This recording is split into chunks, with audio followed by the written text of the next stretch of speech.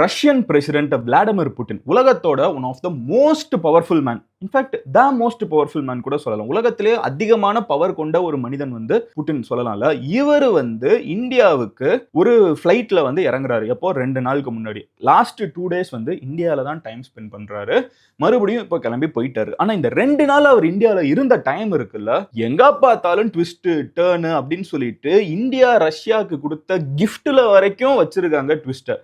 இன்னைக்கு வீடியோல நம்ம என்ன பார்க்க போறோம்னு பாத்தீங்கன்னா, இந்த ட்விஸ்ட் எல்லாம் என்னன்னு தான் பார்க்க போறோம். இது எல்லாத்தையும் நம்ம பாத்துக்கிறப்ப தெரிஞ்சுக்கக்கூடிய ஒரு பேசிக்கான விஷயம் என்னன்னு பாத்தீங்கன்னா, நம்ம மார்க்கெட்ல போய் வாங்கக்கூடிய தக்காளி வெங்காய விலையில இருந்து நம்ம வண்டியில போடுற பெட்ரோல் டீசல் விலை வரைக்கும் எல்லாமே இந்த 2 நாள்ல டிஸ்கஸ் பண்ணப்பட்டிருக்குன்னு சொன்னா உங்களால நம்ப முடியுமா? கன்னியாகுமரியில இருக்கிற கூடன்குளம்ல இருந்து நான் ரஷ்யால இருந்து கன்னியாகுமரிக்கு ரோடு போடுவேங்கிறது வரைக்கும் நிறைய விஷயம் பேசப்பட்டிருக்குது. இன்னைக்கு வீடியோல என்னென்ன பேசியிருக்காங்கிறத தான் டீடைல்டா பார்க்க போறோம். சுத்தி அமெரிக்காவுக்கு ஊம குத்தா வச்சிருக்காங்க. என்ன மேட்டருங்கிறத டீடைல்டா நான் உங்ககிட்ட சொல்ல போறேன். பட் அதை பார்க்க ஆரம்பிக்கிறதுக்கு முன்னாடி நீங்க இந்த சேனலை சப்ஸ்கிரைப் பண்ணலன்னா சப்ஸ்கிரைப் பண்ணுங்க. அப்போனா தான் இந்த மாதிரி இன்டர்நேஷனல் அஃபேர்ஸ்ல இருந்து லோக்கலா நம்ம ஊர்ல நடக்கிற எல்லா விஷயத்தையும் என்னால டெய்லி 10 நிமிஷத்துல உங்ககிட்ட ஈஸியா கம்பைல் பண்ணி சேர்க்க முடியும். அல்கோரிதம் அப்போனா தான் உங்ககிட்ட வீடியோ காமிக்கும். ஓகேவா? சோ சப்ஸ்கிரைப் பண்ணிடுங்க. இப்போ என்ன நடந்திருக்கு அப்படிங்கறத பார்க்க ஆரம்பிக்கலாம். ஹலோ எவ்ரிவான், நான் Madan Gowri and hello my dear MG squad.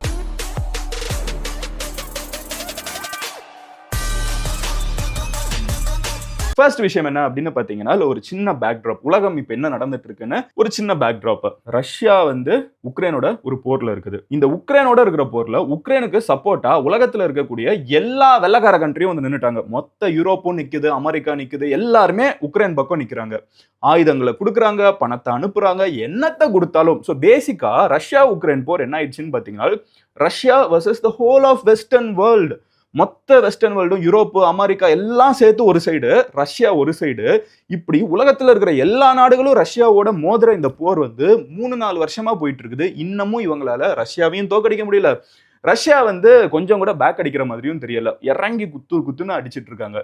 இப்போ இதை பார்த்துட்டு இருக்கிற ட்ரம்ப் என்ன பண்றாருன்னு பாத்தீங்கன்னா, எப்படி ரஷ்யா இவ்வளவு நாள் உலகத்துல இருக்கிற இத்தனை கண்ட்ரிஸோட, அதுவும் நம்மளாம் வெள்ளக்கார கண்ட்ரி, பவர்ஃபுல் கண்ட்ரி, எப்படி தாக்கு பிடிக்கிறாங்கன்னு பார்த்தா, ரஷ்யாவுக்கு பின்னாடி 2 ராட்சச நாடுகள் இருக்குது. ஒன்னு சைனா, இன்னொன்னு இந்தியா. இந்த 2 நாடுகளும் ரஷ்யாவை விழாம, அவங்க எக்கனாமி விழாம, அவங்க நாட்டு மக்கள் தோயாம 2 பேருமே தாங்கி பிடிச்சிட்டு இருக்காங்க. Especially financially. ஓகேவா? ரஷ்யா கிட்ட இருந்து 2 நாடுகளும் எனர்ஜி, ஆயில் வாங்குறாங்க. இந்த ஆயிலை வாங்கி தான் நம்ம ஊர்ல இருக்கிற பெட்ரோல் டீசல் ஓடிட்டு இருக்குது. சைனால இருக்கிற பெட்ரோல் டீசல் ஓடிட்டு இருக்குது. இந்த பெட்ரோல் டீசல் நம்ம வண்டிக்கு போடுறது மட்டும் இல்லாம, நம்ம வாங்குற தக்காளி வெங்காயம் ஒரு இடத்துல இன்னொருத்துக்கு வர்றதுக்கு, ஸ்விக்கில நீங்க வாங்கினீங்களோ, பிளிங்கிட்ல வாங்கினீங்களோ, செப்டோல வாங்கினீங்களோ, டெலிவரி பார்ட்னர் சார்ஜ்ல இருந்து எல்லாமே இன்வால்வ் ஆயிட்டு இருக்கிறது என்னது? இந்த ஒரு பெட்ரோல் டீசலை நம்பிதான். இப்படி இருக்கிறப்போ இந்த பெட்ரோல் டீசலை சைனாவும் இந்தியாவும் ரஷ்யா கிட்ட இருந்து வாங்குறதுனால ரஷ்யன் எக்கானமி, உலகத்துல இருக்கிற இத்தனை நாடுகள் ரஷ்யாவை எதிர்த்துனாலும் விழாம நின்றுட்டு இருக்க முடியுது. இப்போ இதை பாக்குற ட்ரம்ப் என்ன பண்றாருன்னு பாத்தீங்கன்னா, சைனா சொல் பேச்சு கேட்க மாட்டாங்க. ட்ரம்ப்புக்கும் சைனாக்கும் இன்னைக்கு இல்ல, பல வருஷமா செட் ஆகுது அமெரிக்காவுக்கும் சைனாவுக்கும். அப்போ இந்தியா நம்ம இந்தியாவை மிரட்டலாம், இந்தியா தானே அப்படின்னு சொல்லிட்டு ட்ரம்ப் என்ன பண்றாரு, இந்தியாவை மிரட்டுறாரு. என்ன சொல்றாரு? உன் மேல டாக்ஸ் ஏத்துவேன் அப்படிங்கிறாரு. இந்தியா அப்படியா அப்படின்னு கேட்டு நம்ம வேலையை பார்த்துக்கிட்டே இருக்கோம். அப்புறம் ட்ரம்ப் சொல்றாரு, நான் இந்தியாவை இன்னும் ஒவ்வொன்றா மிரட்டி பார்க்குறாரு. எதை சொன்னாலும் இந்தியா இறங்கி போற மாதிரி தெரியல. அப்புறம் என்ன பண்றாரு? உண்மையிலே டாக்ஸை போடுறாரு. இந்தியா மேல 50% டாக்ஸை அமெரிக்கா போட்டுச்சு. இந்த டாக்ஸ் என்ன ஆகுது? நம்ம ஊர்ல இருக்கக்கூடிய நிறைய பொதுமக்கள், நம்ம திருப்பூர்ல இந்த பனியன் கம்பெனியில வேலை பார்க்குறவங்கல இருந்து, டெக்ஸ்டைல் கம்பெனியில வேலை பார்க்குறவங்கல இருந்து, ஃபார்மசூட்டிக்கல் இண்டஸ்ட்ரின்னு நிறைய இண்டஸ்ட்ரீஸ் பாதிக்கப்படுது. ஓகேவா? அதுல சில இதுக்கு கொஞ்சம் யூஸ் பண்றாங்க. But what ever said and ton, இந்தியாவில் நிறைய பாமர மனிதர்கள் பாதிக்கப்படுறாங்க. ஏன்னா அமெரிக்கா இவங்க மேல எல்லாமே டாக்ஸ் ஏற்றி விட்டுறாங்க. அப்போ சாதாரண ஒரு இந்தியன் பாதிக்கப்படுற அளவுக்கு ட்ரம்ப் மிரட்டுறாரு இந்தியாவை. இப்போ ட்ரம்போட எதிர்பார்ப்பு என்னன்னா, சைனாவை நம்ம மிரட்ட முடியாது, இந்தியாவை இப்படிலாம் மிரட்டினா இறங்கி போயிடுவாங்கன்னு. இப்போ இது எல்லாத்துக்கும் பெரிய ட்விஸ்ட் தான் இந்த மீட். இதை நம்ம புரிஞ்சுக்கிட்டாதான் இப்போ நம்ம சொல்ல போறது புரியும். இப்போ எல்லாரோட எதிர்பார்ப்பு என்ன? அமெரிக்கா மிரட்டினா இந்தியா இறங்கி தானே போகணும்னு நினைச்சிட்டு இருப்பாங்கல்ல. அப்போ தான் சேர்ந்தாரு விநாயக்குங்கிற மாதிரி. கடைசியில தான் புட்டின் இந்தியாவுக்குள்ள வர்றாரு. அப்போ டிசம்பர் மாசம். வருஷம் ஃபுல்லா இந்த உருட்டல் இந்தியாவுக்கு எதிராக. நீ ரஷ்யா கிட்ட பேசாத, ரஷ்யா கிட்ட எண்ணெயை வாங்காத, இந்த போரே இந்தியானாலதான் நடக்குது, என்னமோ நம்ம போய் அங்க சண்டை போடுற மாதிரி எல்லாத்தையும் உருட்டிட்டு இருந்தாங்க. இப்போ இது எதுவுமே ஒர்க் அவுட் ஆகல, அவங்களுக்கு எதுவுமே நம்ம இறங்கி போகலன்னு தெரிஞ்சவங்க, நம்ம மேல டாக்ஸும் போட்டு நம்ம இறங்கி போகலன்னு தெரிஞ்சதுக்கு அப்புறம் என்ன ஆகுதுன்னு பாத்தீங்கன்னா, புட்டினே இந்தியாவுக்கு வராரு. டைரக்டா ரஷ்யன் பிரசிடென்ட் இந்தியாவுக்கு வராரு. இறங்கி என்ன பேசுறாருன்னு பாத்தீங்கன்னா, நான் உங்ககிட்ட அவர் பேசின பாயிண்ட்ஸ் எல்லாம் மட்டும் சொல்றேன், பயங்கரமா இருக்குது. ஃபர்ஸ்ட் விஷயம் சொல்றாரு, என்ன 77 வருஷத்துக்கு முன்னாடி இந்தியா ஒரு வெள்ளக்கார காலனியா இருந்துச்சு, வெள்ளக்காரங்களுக்கு கீழே இருந்துச்சு. அந்த மாதிரி இந்தியா நீங்க இன்னும் நினைச்சிட்டு இருக்கீங்களா? India is a great power. இன்னைக்கு வந்து இந்தியா வந்து ஒரு ராட்சச சக்தி, என்ன நினைச்சு நீங்க உருட்டிட்டு இருக்கீங்க அப்படின்னு சொல்லிட்டு புட்டின் இந்தியாவுக்கு வந்து ஃபர்ஸ்ட் பேசுறாரு. ரெண்டாவது என்ன சொல்றாருன்னு பாத்தீங்கன்னா, India's government is not the kind of government that will yield to pressure. Indian government நீ என்ன நினைச்சுக்கிட்டு இந்த வெஸ்டர்ன் கவர்மெண்ட்ஸ் இந்த ட்ரம்ப் எல்லாம் மிரட்டினா இறங்கி போயிடுவாங்கன்னு நினைக்கிறீங்களா? இவங்க இறங்கி போக மாட்டாங்க அப்படின்னு சொல்லி புட்டின் பேசுறாரு. யாரு? ரஷ்யன் பிரசிடென்ட் நம்ம மண்ணில் உட்கார்ந்துகிட்டு உலகத்துக்கே பேசுறாரு. இவங்க இறங்கி போகிற ஆட்கள் இல்ல அப்படின்னு நல்ல என்ன சொல்ல ஒரு ரஜினி படம் இன்ட்ரோ மாதிரி கொடுத்துட்டு இருக்காரு. மூணாவது என்ன சொல்றாருன்னு பாத்தீங்கன்னா, ரஷ்யாவும் சரி இந்தியாவும் சரி அவங்க நாட்டுக்கு எது சரியோ அதை பண்ணிக்க பாக்குறோம். நீ யாரு மூணாவது எங்களுக்குள்ள வந்து இதை பண்ணாத அதை பண்ணாதன்னு சொல்றதுக்கு? இந்தியாவோட வளர்ச்சியை வந்து உலகத்துல இருக்கிற சில பேருக்கு வந்து சுத்தமா பிடிக்கல. இந்தியா என்ன இவ்வளவு பெருசா வளர்ந்துட்டு இருக்குங்கிறத வந்து அவங்க பார்த்து பயப்படுறாங்க. அதனாலதான் இந்த மாதிரி இந்த டாரிஃப் இந்த டாக்ஸ் எல்லாம் போடுற மாதிரி பல விஷயங்களை போட்டு இந்தியாவோட வளர்ச்சியை தடுக்க பாக்குறாங்க. இந்தியாவும் இறங்கி போக போறது கிடையாது, ரஷ்யாவும் இறங்கி போக போறது கிடையாது. இந்தியாவுக்கும் ரஷ்யாவுக்கும் இருக்கிற ரிலேஷன்ஷிப் எப்படி மேஜரா இருக்குதுன்னு பாத்தீங்கன்னா, நம்மளோட ராணுவத்துல வந்து நம்ம அதிகமா ரஷ்யன் எக்யூப்மெண்ட்ஸ் தான் யூஸ் பண்றோம். நம்மளோட ஈவன் ஏர்ஃபோர்ஸ்ல யூஸ் பண்ணக்கூடிய ஃபிளைட்ல இருந்து எல்லாமே வந்து ரஷ்யா கிட்ட இருந்து நம்ம மேஜரா நம்ம எடுத்துட்டு இருக்கோம். இப்போ அவர் என்ன சொல்றாருன்னு பாத்தீங்கன்னா, நாங்க இன்னும் அட்வான்ஸ்டான ஆயுதங்கள் எல்லாத்தையும் உருவாக்கி இருக்கோம், அது எல்லாத்தையும் இந்தியா கிட்ட கொடுப்போம். ஜஸ்ட் நாங்க வந்து விற்க மட்டும் செய்யல, நாங்க ஷேர் பண்றோம். இதை எப்படி உருவாக்குறது, இதுல என்னென்ன ஃபங்க்ஷன்ஸ் இருக்குங்கிற டேட்டாவையும் ஷேர் பண்றோம் அப்படின்னு சொல்றாங்க. இது வந்து ஒரு மிகப்பெரிய விஷயம். ஏன்னா நம்ம காசு கொடுத்து போனை வாங்குவோம், மறுபடியும் நம்ம அடுத்த போனுக்கு அப்கிரேட் பண்ணணும்னா அதே கம்பெனி கிட்ட போய் காசு கொடுக்கணும். ஆனா இப்ப ரஷ்யா என்ன சொல்றாங்கன்னா, நீ மறுபடியும் என்கிட்ட இருந்து வாங்கணும்னு அவசியம் இல்லை. இது எப்படி செய்யறோங்கிறத கூட, இதுக்கு பின்னாடி என்ன கதை இருக்குது, இது எப்படி செய்யறோம், இதுல என்னென்ன சீக்ரெட்ஸ் இருக்குது, அதையும் கூட நான் உங்ககிட்ட சொல்றேன், நீ எடுத்துக்கோ அப்படின்னு சொல்லிட்டு ரஷ்யா வந்து பேசுறாங்க. அதுக்கடுத்து என்ன சொல்றாங்கன்னு பாத்தீங்கன்னா, ரஷ்யாவுக்கும் இந்தியாவுக்கும் இருக்கிற ரிலேஷன்ஷிப்பை வந்து இம்ப்ரூவ் பண்ணணும். அதுல நிறைய விஷயங்கள் இருக்குது. பிசினஸ் இம்ப்ரூவ் பண்ணணும், நிறைய ரஷ்யன்ஸ் இந்தியாவுக்கு வரணும், இந்தியாவில் இருக்கிறவங்க நிறைய ரஷ்யாவுக்கு போகணும். இதெல்லாம் போக ரஷ்யாவுக்கும் இந்தியன் ஓஷனுக்கும் நடுவில் ஒரு ரோட் நெட்வொர்க்கையே எஸ்டாப்ளிஷ் பண்ணணும்னு சொல்லி பேசுறாரு. ரஷ்யா எங்க நார்த் கிட்ட இருக்குது, இந்தியா எங்க இருக்குது, டிராபிக்கல்ல இருக்குது. இவ்வளோ தூரத்துக்கு ஆயிரக்கணக்கான கிலோமீட்டருக்கு வந்து ஒரு ரோடு கூட போடணும் அப்படின்னு சொல்லி பேசுறாரு. அது அடுத்த ஸ்டெப் என்ன சொல்றாருன்னு பாத்தீங்கன்னா, இந்தியன் ஓஷன்ங்கிறாரு.